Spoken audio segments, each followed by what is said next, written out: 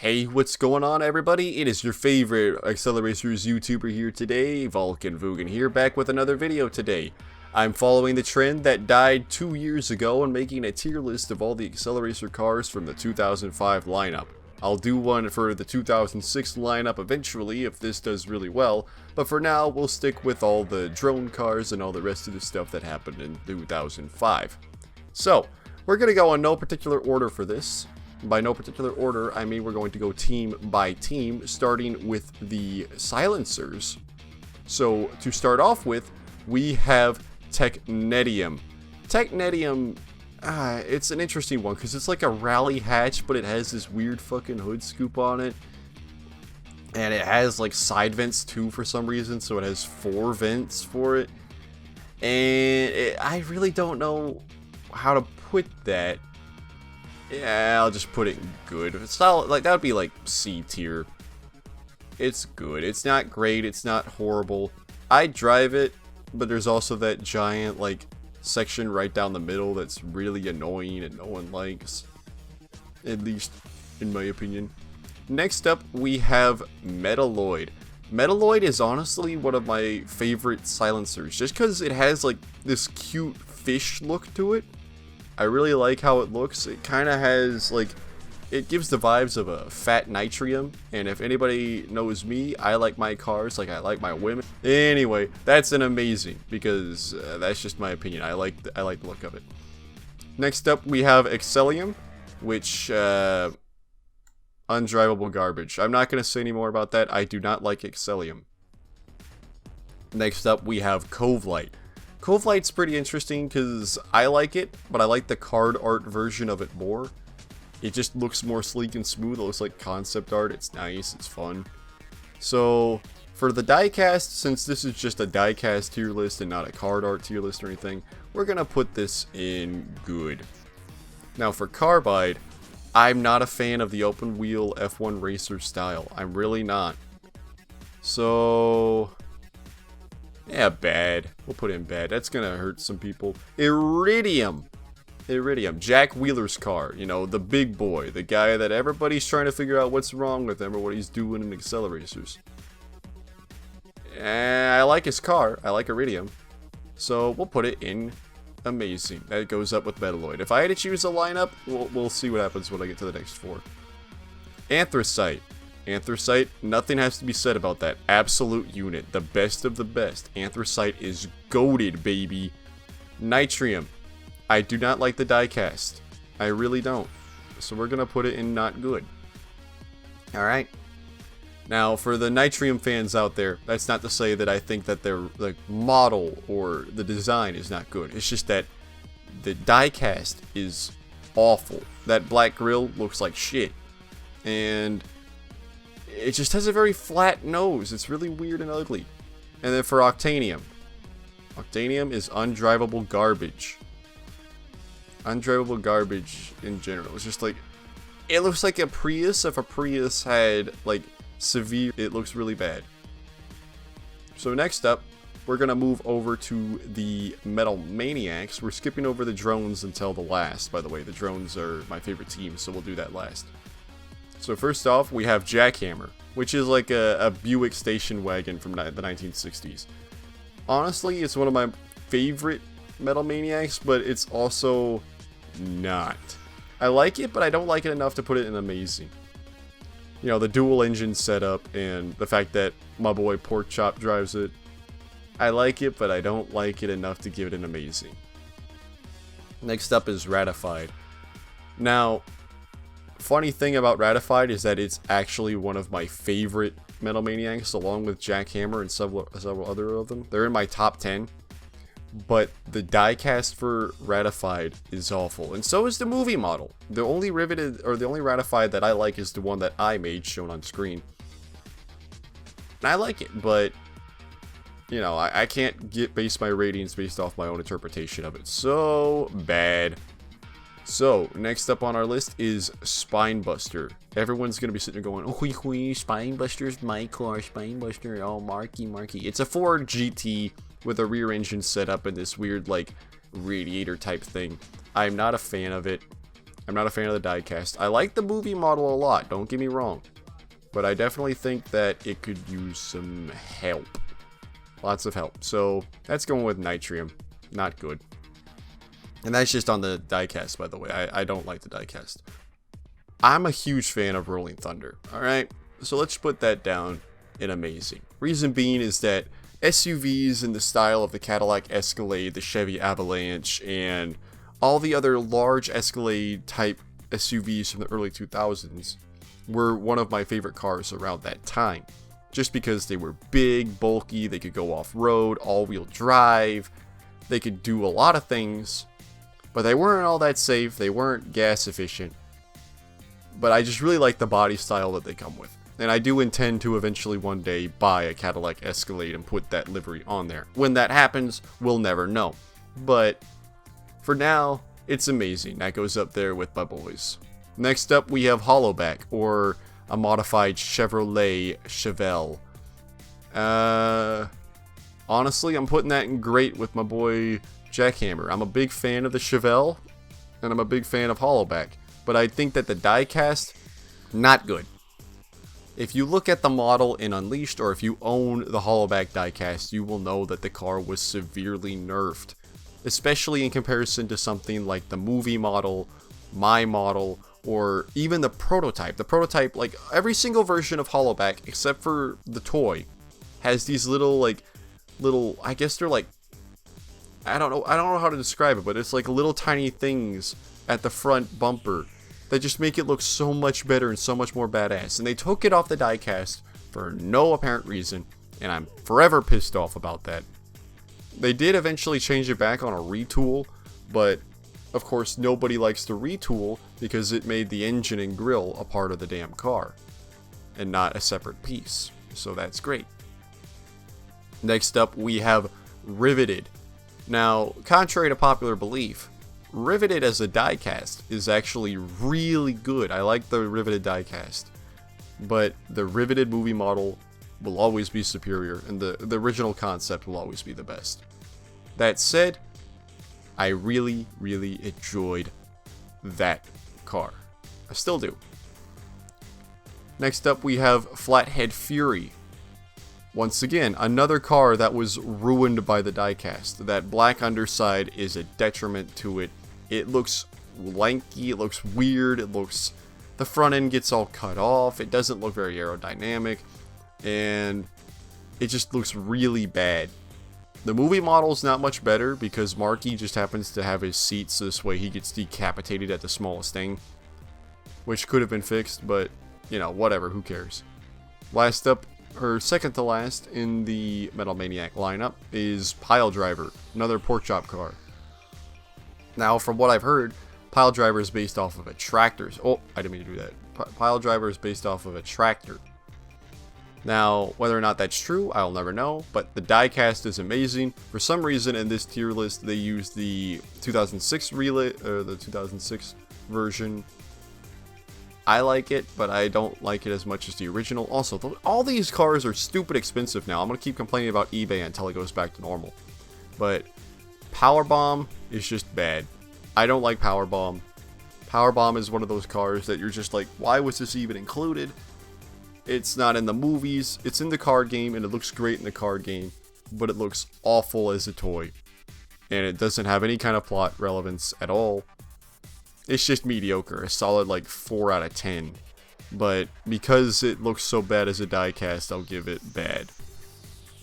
Moving up to Teku, everybody's favorite favorite team. This one's going to be very controversial. Alright, baseline diecast. Baseline movie model looks great. My model looks great. Even in Unleashed, it looks better than the toy. Undrivable garbage. Alright? That's what I'm going to say. I love baseline as a concept, and I love baseline in the movies, but I hate the toy. It looks bad. Moving right up, next is Spectite, the fan favorite $200 originally, but now more like $700 car that everybody's chasing after like it's a hot NFT that the NFT bros go after. Rice or trash. Genuinely awful. That diecast looks terrible, and the movie model looks worse. Why they gave every single team an open-wheeled car, I'll never know. We have Spectite, we have Carbide, we have Ratified, RDL1. They look bad. Open-wheel cars look bad. Unless they're F1 Gen 3. That's a controversial opinion too. Nobody likes Gen 3 from what I've seen, but I like it because I like the design. But I don't like Spectite. Spectite looks awful. High Voltage. The infamous 2-minute car that showed up for a little while there. I don't like the movie model. I'm not going to lie. I don't like the card art model. They look awful. The movie did this car very dirty. But the diecast, great. It's good. I love it. Delicious, delicious, great, yummy, yummy, delicious, yum. Power Rage. Undrivable garbage. And you're gonna be pissed off about that one, and I know so. But let me explain, alright? Power Rage as a diecast looks weird as hell. I've made several models for Power Rage trying to adapt to different versions, but I've never done the toy because the toy looks weird as hell to me. They have these weird, like if you look in the Unleashed model, which is just a one-to-one of the toy, they have these weird, like, panel gaps where they, like, glue the car together or something, or they like, plastic, like, I don't even know how to describe it, but there's just a bunch of seams and panels around key points in the fenders and the nose, and it just looks weird. It's not great, and on top of that, like, the proportions are weird because the roof is too low on the toy, and it just makes it look like you never fit in there. It's literally more lean and thin than a Ferrari or a Lamborghini's windshields, which are already very horrible, by the way. Now, Battle Spec is the next one up on our list, and honestly, I love I love the movie model. I think that it fits Kurt very well, but the toy just has this god-awful spoiler, and it just has, like, the worst glass design. They put holes in it for some reason, which kind of makes sense from a design perspective, because you have to have the sound get out of it, not just flash against the glass. It's bad. That's all. I'm going to leave that there. The diecast looks bad. The movie model looks good. That seems to be a trend around here. Now, Chicane. Chicane's a good car. I'm going to leave that one there. Absolute unit. Love it. Moving on. Synchro. Another car that's fan favorite. Undrivable garbage. Now you're going to be asking me again, why? The answer is, they chose the worst orange of all time to put on there. The design and everything besides the toy was a goldish orange, or even a gold in some cases, but they chose like this really ugly orange for it. It just looks bad. I just don't like it. That's all I need to say on that. It's just the diecast looks awful. Now we got Drift Tech, which is a chunky version of Power Rage. Look at these two models I just made recently. They're pretty much the same car, just different levels of chunk. But I'm gonna put that in good. I like Drift Tech. It's pretty bland, and it doesn't really stand out much, and because it didn't show up on the movies, it's not very memorable. But I just overall like the design. I think that it needs some help and it needs some love, but it's charming. You know, it's a chunky boy. It's nice. It's right there with Technetium. Now, Reverb, rice or trash. I don't like Reverb. Now I'll explain why. The Reverb toy model, in my humbly stated opinion, looks really bad. There's no door seams. The side windows are basically blobby, whereas in the original design they're more angular. They have style to them, and the livery on Reverb, much to everyone's dismay, is just flat out boring to look at. I don't like it at all, and the grille is weird to look at. The giant engine in the back, which was miscolored orange in the movie, it just doesn't make any sense. And that window, like, just back to the windows again, they're so short. There's no way that anybody would have been able to see out of that. It doesn't make any sense. I know they're toys, by the way, just so we're clear on that. I know they're toys, but a lot of these cars have normal proportion windows, like Riveted, High Voltage, fucking Chicane, Rolling Thunder, but for some reason, specific cars like Power Rage and Reverb just got these really short windows that look awful, and they should not be thought about any further than that. Moving on to the final team, we have RDL1. I've stated my thoughts on this before. I don't like open-wheeled cars like RDL1 or RDL1 just because it's awful. I don't like it. We're gonna put that one in undrivable garbage. RDO2, funny unleashed car that was super OP at the beginning of the game. Everyone was super hyped when they released that in 2021, I think that's when they released a trailer for that. Everyone was super happy about that. I'm gonna put that in good simply because it stands out. Okay, in comparison to the rest of the drones, which don't have many curves to it and are very angular, they're pointy, RDO2 just stands out from the rest because it has like this weird bug look to it, which contributes to the idea that the drones run on a hive mind. So it's very bug looking. It has like these like almost like a fly's eyes, but with everything that's going on there. Next up on the list is RDO3, which will be making an appearance in the Fall Ground fan film.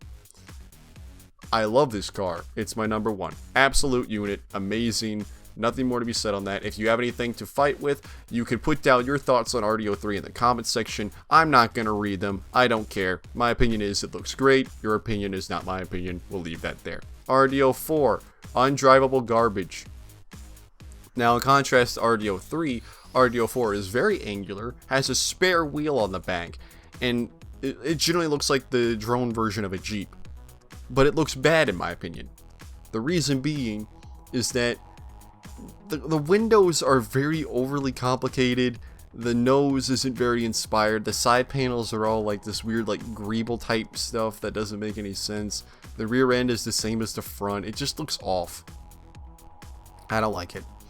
RDO5, iconic. RDL1 drove this for the latter half of the films. Great car, love it. We're going to put that one in great because I like that. RDO6, another iconic car. Open wheel. In contrast to RDO1, which looks awful as an open wheel car, RDO6 stands out because it is open wheel, but it looks absolutely amazing. So we're going to put that in amazing. Now RDO7. Not rice or trash, but undrivable garbage. Reason being is that who in their right mind would be able to drive this thing? It doesn't make sense as a bike design. It really doesn't. Now I understand that you could argue that it's meant for the drones who drive those bikes, but that's stupid. A bike can be driven by a drone and a car can be driven by a drone. Likewise, a bike can be ridden by a human and a car can be driven by a human. Therefore, it should work for both, in my humbly stated opinion. And plus, on top of that, it just looks weird. It looks really bad, in my opinion.